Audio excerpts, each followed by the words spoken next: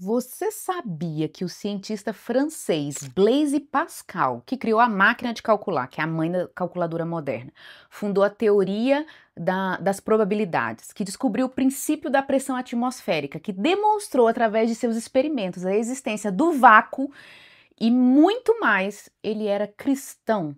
E mais, deixa eu te contar mais. Você sabia que ele teve uma experiência com Deus tão forte, uma experiência mística, que abalou ele por completo, a ponto dele escrever essa experiência num papelzinho, num pergaminho e grudar dentro do casaco que ele sempre andava com ele para não esquecer dessa experiência fantástica? Fica aqui que eu quero te contar um pouquinho a história do famoso Blaise Pascal e essa experiência que ele teve com Deus que quase ninguém sabe.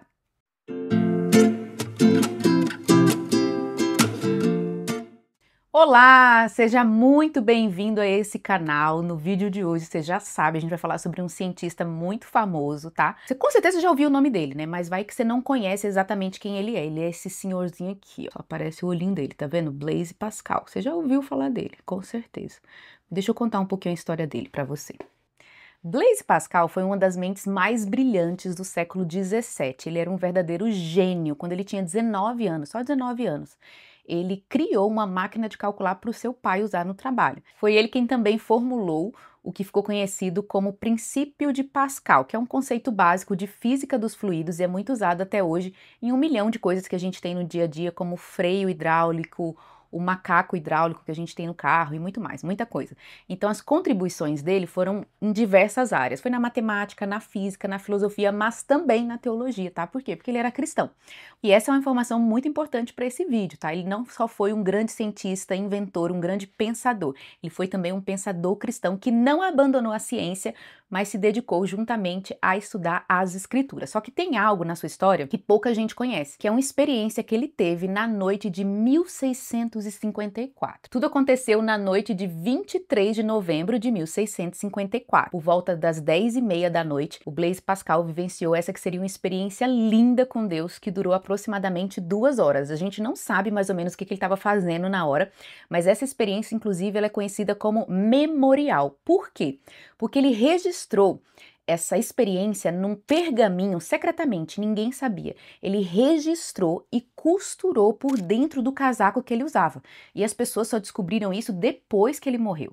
Então, provavelmente, ele não queria esquecer aquela experiência que ele teve com Deus e sempre mantinha ali junto com a roupa. Essa experiência que ele teve com Deus, algumas pessoas acham que provavelmente ele estava lendo a Bíblia nesse momento. Ele vai descrever essa experiência como uma sensação de fogo, alegria e convicção da realidade viva de Jesus Cristo. Ele não descreve visão nem voz audível, mas essa espécie de imersão intensa no amor, no fogo e na verdade de Deus. Deixa eu ler para você o que é então esse registro que a gente tem, que é exatamente o que ele deixou costuradinho ali no casaco dele. Ano da graça de 1654, segunda-feira, 23 de novembro. Fogo, Deus de Abraão, Deus de Isaque, Deus de Jacó.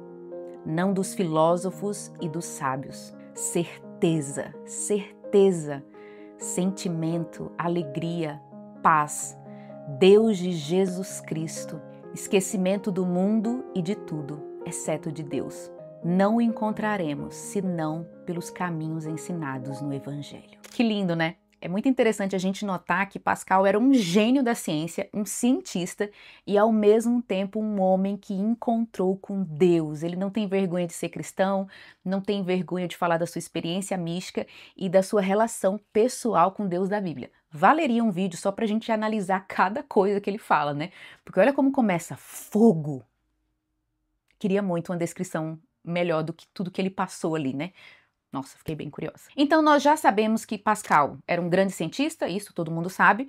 Nós sabemos agora que ele é cristão, e não só cristão, que ele teve uma experiência muito forte de conversão, da qual ele registrou, então, e ali tem fogo, tem alegria, tem paz, tem Bíblia, tem um monte de coisa ali, né? E eu tô te falando tudo isso por quê? Porque nós precisamos ouvir o Senhor Pascal. Olha ele aqui. De novo, mais uma vez, olhando para você. E uma das obras mais famosas dele é essa aqui, ó. A tradução seria Pensamentos, tá? Foi escrita no francês. Inclusive, esse livro, essa edição aqui, que veio muito bonita, essa capa não dá nem para vocês verem direito, mas ela, ó, igual o povo de ASMR. Essa capa aqui, ela é capa dura e ela é fosca, um papel, um negócio diferente, tá? Ela veio especial, porque esse livro realmente é especial. Pensamentos do Senhor Pascal sobre religião e outros assuntos encontrado entre seus papéis após a sua morte. Essa é uma obra que foi publicada depois da morte dele, mas ela é muito conhecida. E para minha surpresa, porque eu achei assim, chegou aqui em casa, Pensamentos do Senhor Pascal.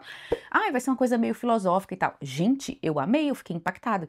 Por quê? Porque aqui a gente vai ver um pouquinho da mente e do coração do Pascal. Tá? Tudo isso que a gente viu aí nessa poesia, né? Parece uma poesia que ele escreveu durante essa experiência que ele teve, essa experiência mística que ele teve com Deus. A gente vai ver isso aqui sendo demonstrado através dos argumentos dele sobre a fé cristã, a visão dele sobre a Bíblia.